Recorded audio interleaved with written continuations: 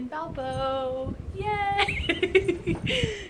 Cody's dead. Hang on though. Before we say goodnight, I need you to tell a story. Hang on though, because this is really hard for me to film.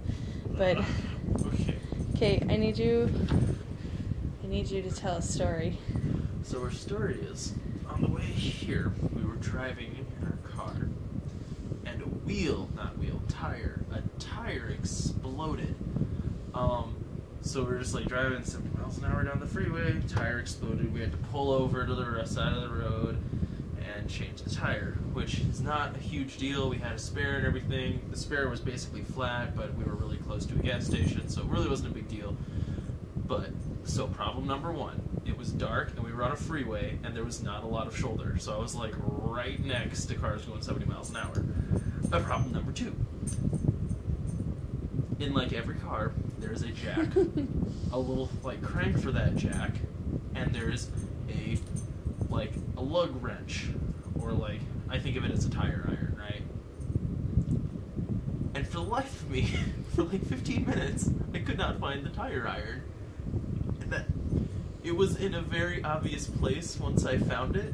So like there's like the little door in the back of her car where you like unscrew these little plastic things, and then right inside there, there's a jack, right? And I was like, perfect, I have everything I need, great, except for the lug wrench or the tire iron. And I couldn't find it, and we like found her instruction manual and it said it was in there. I'm like, it's not there, so I guess somewhere down the road someone took it out and didn't put it back ever or something. It's gone. And then we finally, I looked at the plastic door that I had taken off to get to the jack, and it was on the inside of the plastic door. And I was like, oh, got it.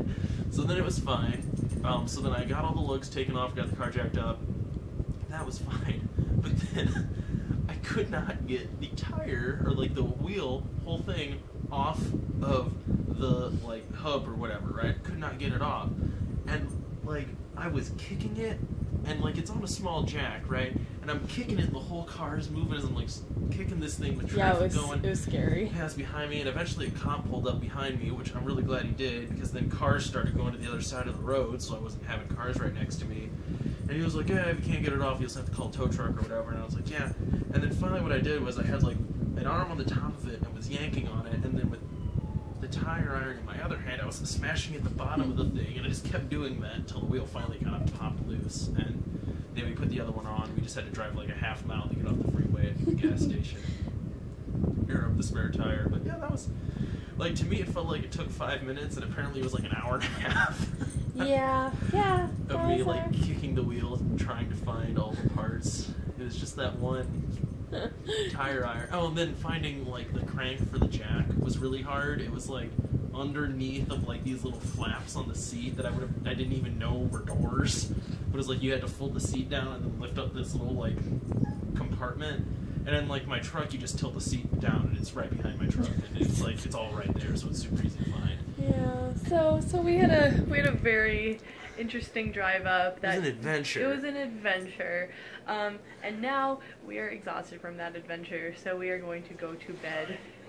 We are going to bed. So, Cody? What? Oh. Good night. Bye!